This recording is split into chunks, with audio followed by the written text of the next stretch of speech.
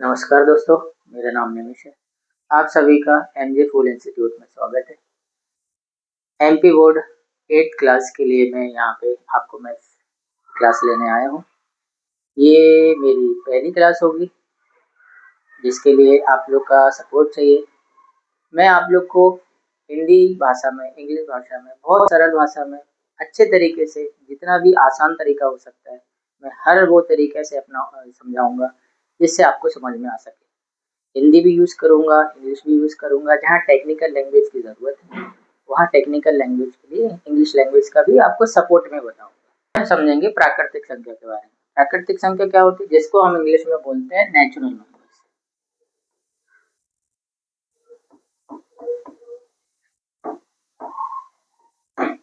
ठीक है, प्राकृतिक संख्या नेचुरल नंबर।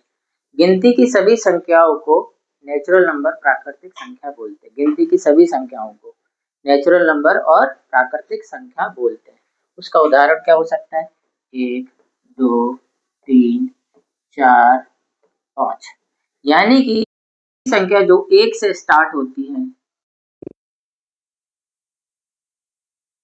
संख्याओं को बोलते हैं प्राकृतिक संख्या, जिसको हम इंग्लिश में बोलते हैं नेचुरल नंबर्स। ठीक है, उसके बाद आता है आपका पूर्ण संख्या। दूसरा क्या आता है आपका? पूर्ण संख्या।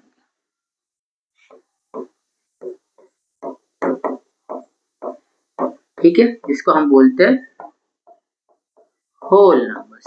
ठीक है, जिसको हम क्या बोलते हैं? Whole numbers. होल नंबर की शुरुआत होती है 0 से। होल नंबर की शुरुआत होती है 0 से, 1, 2, 3 और अनंत तक जाता है।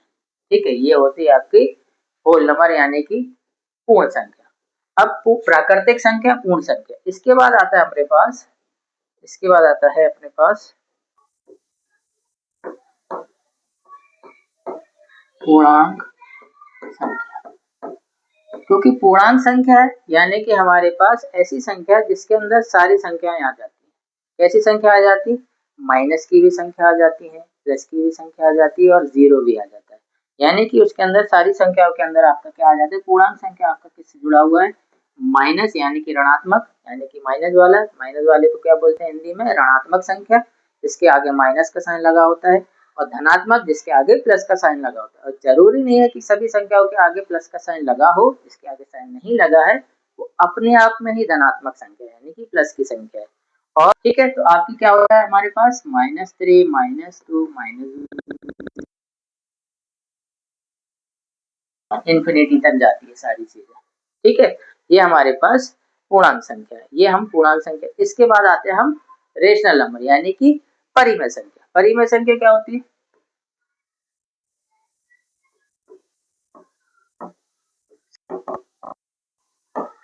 परिमेय संख्या, जिसको हम बोलते हैं रेशनल नंबर। रेशनल नंबर वो होते हैं जिसको हम P अपॉन Q के फॉर्म में लिख सकते हैं। P अपॉन Q के फॉर्म में। अब P होता है P इक्वल्स टू 0 तो हो सकता है, लेकिन Q यानी कि नीचे वाला नंबर, जिसको हम डिनोमिनेटर बोलते हैं, संख्या परिमेय संख्या वो होती है जिसको हम P अपॉन Q के फॉर्म में लिख सकते हैं। P अपॉन Q का मतलब डिनोमिनेटर न्यूमरेटर, यानी कि अंश और हर के फॉर्म में लिख सकते हैं, उसको बोलते हैं परिमेय संख्या। अब परिमेय संख्या क्या होती है? GP अपॉन Q के फॉर्म में।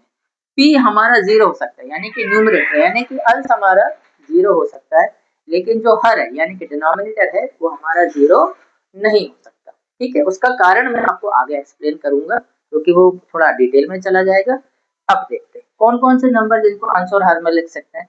जैसे फॉर एग्जाम्पल, जैसे हमारे पास 1, ये हमारे पास 2 है। ठीक है, तो इसको हम कैसे लिख सकते हैं? 2 अपॉन 1, है ना। कभी कभी ऐसे कोई नंबर आ जाते हैं, ऐसे कोई नंबर आ जाते हैं, ऐसा कभी आपने पढ़ा होगा, तो हम अपने आप से इसके नीचे 1 मान लेते हैं, तो ये अपने आप में ऑटोमेटिकली क्या हो गया? रेशनल नंबर में कन्वर्ट हो गया।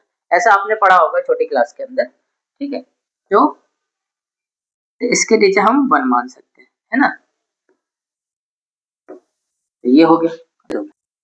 ठीक है, ये 5 दिया है। अब आप बोलोगे ये 5 हमारे रेशनल नंबर में है यानी कि परिमेय संख्या में है कि नहीं? बिल्कुल है। इसको हम लिख सकते हैं 5 अपॉन 1 में। 3 अपॉन 4 है, ये भी अपने आप के अंदर परिमेय संख्या के अंदर है, दिया जाता है। अगर आपके पास 0 भी दिया है तो 0 को भी हम संख्या में लिख सकते हैं इस तरीके से। अब इसके बाद आता है अपरिमेय संख्या। अपरिमेय संख्या क्या होती है? अपरिमेय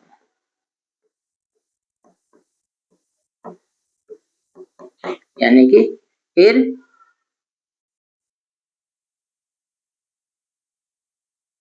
इर्रेशनल नंबर क्या होते हैं? जिसको हम P अपॉन Q के फॉर्म में नहीं लिख सकते, नहीं लिख सकते। कौन से नंबर ऐसे होते हैं?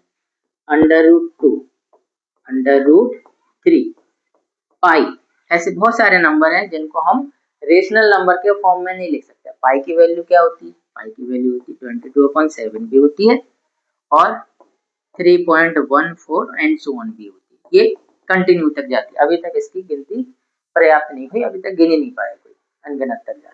ठीक है, तो ये सब हो गए आपके रेशनल नंबर। तो हमने आज क्या क्या पढ़ा है? कौन कौन सी संख्या पढ़ी आज हमने? प्राकृतिक संख्या जिसको नेचुरल नंबर बोलते हैं, जिसको तक जाती है वो होती है हमारे पास प्राकृतिक संख्या। फिर आता है हमारे पास पूर्ण संख्या। पूर्ण संख्या यानी कि होल नंबर, जो 0 से स्टार्ट होती है, यानी कि शून्य से स्टार्ट होती है और इन्फिनिटी अनगिनत तक जाती है, वो होता है हमारे पास पूर्ण संख्या। यानी कि माइनस वाले भी नंबर होते हैं, प्लस वाले भी नंबर होते हैं और जीरो भी उसमें इंक्लूड होता है, वो सारे पूर्णांक। परिमेय संख्या यानी कि रेशनल नंबर। रेशनल नंबर जिनको P अपॉन Q में यानी कि अंश और हर के फॉर्म में लिख सकते हैं, उनको बोलते हैं हम रेशनल नंबर। इसके बाद आता है इर्रेशनल नंबर। इर्रेशनल नंबर वो होता है जिसको हम अंश और हर के फॉर्म में नहीं लिख सकते, जिसके बारे में हमने आपको जानकारी दी, जैसे कि √2, √3, पाई और आगे बहुत सारे नंबर ऐसे होंगे जो इर्रेशनल नंबर होते हैं। इर्रेशनल नंबर के भी 3 फॉर्म होते हैं, उसको हम आगे किसी क्लास में पढ़ेंगे।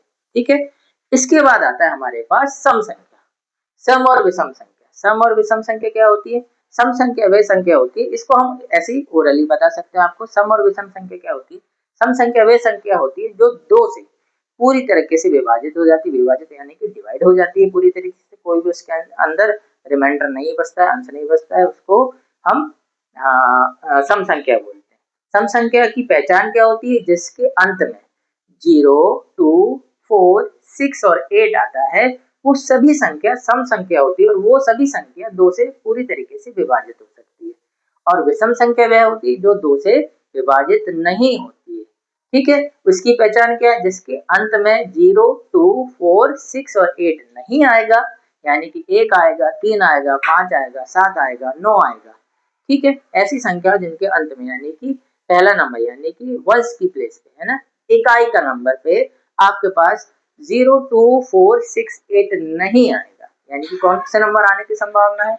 1, 3, 5, 7 और 9 आने की संभावना होती है वहां पे, या होती है पूरी तरीके से। वो संख्या विषम संख्या होती है जो 2 से विभाजित नहीं होती। ठीक है, चलो चलिए आज हम बढ़ते हैं फिर से प्रश्नावली 1.1 पे। निम्नलिखित प्रत्येक में गुणांक के अंतर्गत उपयोग किए गए गुणधर्म गुण का नाम लिखें। यानी कि हमें क्या करना है, इनके अंदर जो भी विधि यूज हो रही है उनका नाम लिखना है। यानी कि हमारे पास -4/5 इंटू 1 हो रहा है, उसके साथ इक्वल्स टू में 1 इंटू -4/5 हो रहा है, तो आंसर आपका ऋणात्मक में ही आएगा। लेकिन ये कौन सा गुणधर्म के में यूज हो रहा है, आपको ये उसका नाम बताना है। तो इसमें पहले वाले में, फर्स्ट वाले में आपको कौन सा गुणधर्म का यूज हो रहा है? -4/5 into 1 equals to 1 into -4/5 equals to, अब माइनस का 5 वाला। लेकिन इसमें कौन सा गुणधर्म का यूज हो रहा है? तो गुणात्मक तत्सम का यूज हो रहा है। इसका यूज हो रहा है गुणात्मक तत्सम।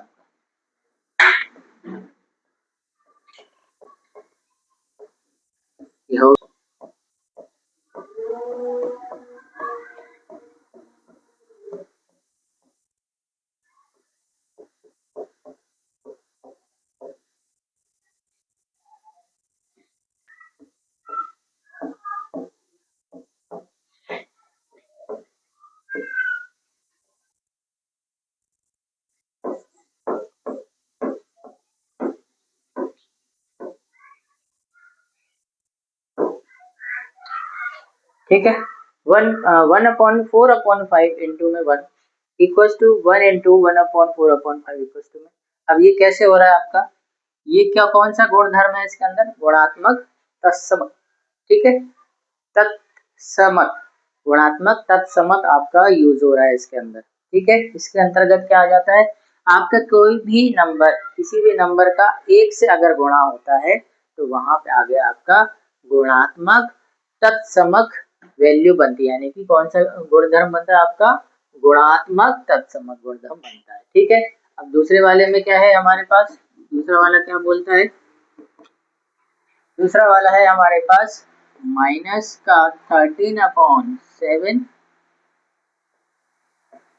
ठीक है, इंटू माइनस का 2/7 इक्वल्स टू माइनस का 2/7 इंटू में माइनस 13/7, ठीक है। इसके अंदर आप क्या देख रहे हैं, बदल लिए, इसमें क्या देख रहे हैं, इन दोनों नंबर में ने आपस में जगह बदल ली। अब जगह बदल ली है तो गुणा अगर आप किसी भी चीज का करें, आप 2 का गुणा 4 में करेंगे या 4 का गुणा 2 में करेंगे, आपका आंसर हमेशा गुणा में, गुणा के अंदर वही आने वाला है, ठीक है। तो ये कौन सा गुणधर्म हो गया इसके अंदर, इसके अंदर हो गया आपका, कर दे रहा हूँ जरा, ठीक है। तो इसके अंदर हो गया आपका गुणन क्रमावती नियम, ठीक है, गुणन क्रमावती नियम। गुणन क्रमावती का मतलब क्रम से अपनी अपनी जगह बदल देते हैं अगर, तो भी जैसे पहले ये था फिर बाद में ये हो गया, फिर इसने जगह बदल ली, पहले ये हो गया बाद में ये हो गया, यानी कि इसने अपना क्रम बदल लिया। क्रम का मतलब पहले मैं खड़ा हूँ बाद में कोई और खड़ा है, तो अब क्या हो गया, पहले वो खड़ा हो गया बाद में मैं खड़ा हो गया, तो क्रमावती नियम हो जाएगा आपका, ठीक। तो कैसे लिखेंगे अपन,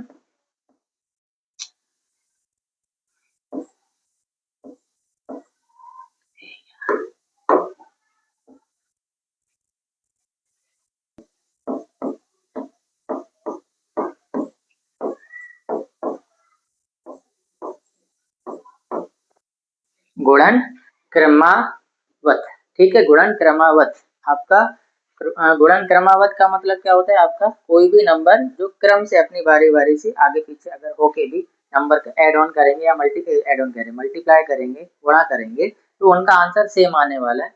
तो इस ऐसी कंडीशन में आपका कौन सा गुणधर्म का यूज हो रहा है, जहाँ पे नंबर आपस में जगह एक्सचेंज कर लेते हैं, तो उसको बोलते हैं गुणन क्रमावत, ठीक है।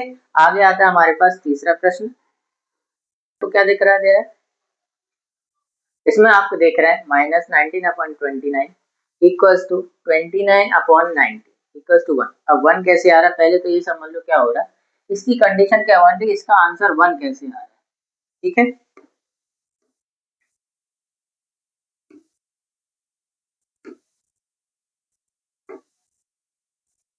इसका आंसर 1 कैसे आ रहा है, देखिए सिंपल सी भाषा है, अगर आप के पास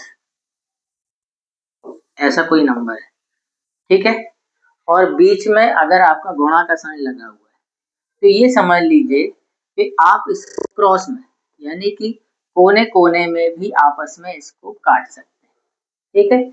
ऐसा कब कर सकते हैं, जब बीच में दो परिमेय संख्याओं के बीच में, दो परिमेय संख्याओं के बीच में अगर गुणा का साइन लगा है, तो आप उसको कोने कोने में भी काट सकते हैं। ऊपर नीचे तो कटता ही है, ऊपर नीचे तो हम इसको काटते हैं। फॉर एग्जाम्पल, जैसे कि हम इसका एग्जाम्पल देते हैं, 8/16 इंटू में 32 आपका हो जाएगा 40, ये हो रहा है, ठीक। अब इसको अगर हमें काटना है तो 8 और 16 तो आपस में कट ही जा रहे हैं, ठीक है, 32 और 4 भी किसी ना किसी नंबर से कट रहे हैं, लेकिन आप ये देखिए कि 16 और 32 भी आपस में कट रहे हैं, लेकिन इसको काट सकते कि नहीं काट सकते, तो इसको काट सकते हैं, लेकिन इसकी पहचान क्या है, दो परिमेय संख्याओं में जब बीच में गुणा का काट सकते हैं और 8 से काट सकते हैं, ठीक है। अब ये हो गया, अब ये दोनों नंबर यानी कि 2/5 आपस में नहीं कट रहे, तो यही आपका आंसर हो गया। सेम एज इट इज, आपके अंदर -19/29 है, गुणा का साइन लगा हुआ है, 29 अपॉन -19 हो गया है, तो यहाँ पे क्या हो गया, माइनस से माइनस कैंसिल हो गया, 19 बन जाए, 19 कैंसिल हो गया, 29 से 29 कैंसिल हो गया और यहाँ पे आ गया 1। लेकिन हमें यहाँ पे 1 नहीं बताना, इसमें हमें बताना है कौन से गुणांक धर्म का यूज हो रहा है। तो इसके अंदर यह हो रहा है गुणांक प्रतिलोम, है ना। कौन सा यूज हो रहा है? प्रतिलोम, गुणांक प्रतिलोम।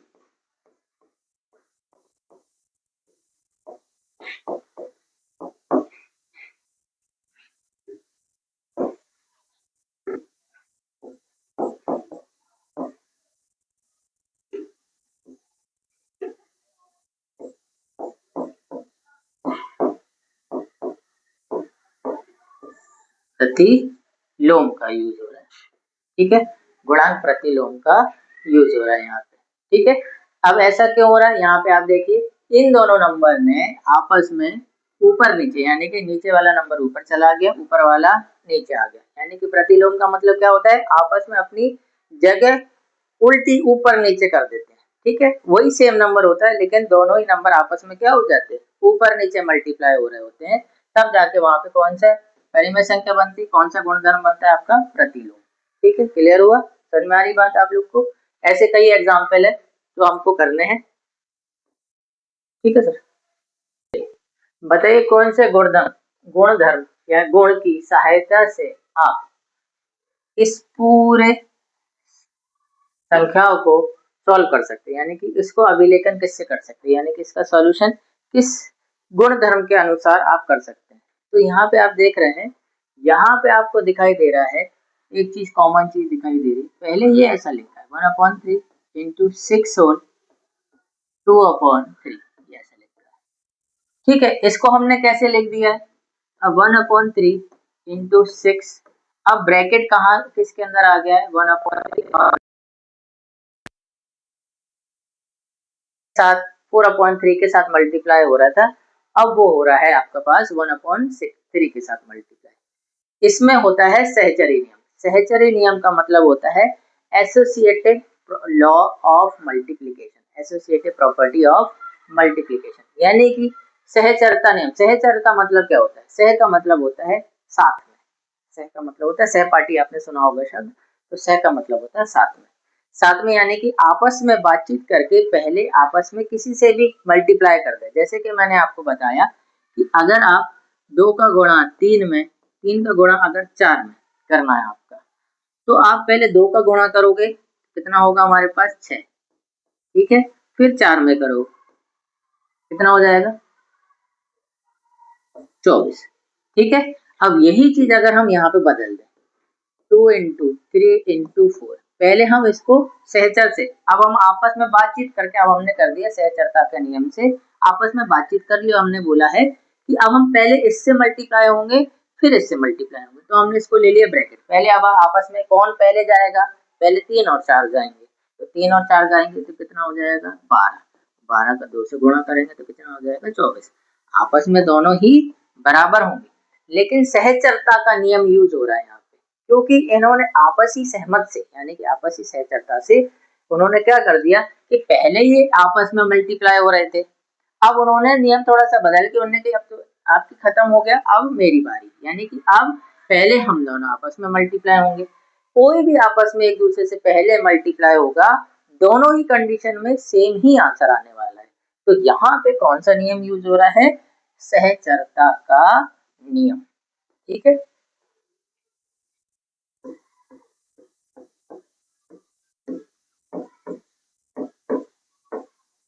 ठीक है, अब इसको इंग्लिश में क्या बोलते हैं? Associative property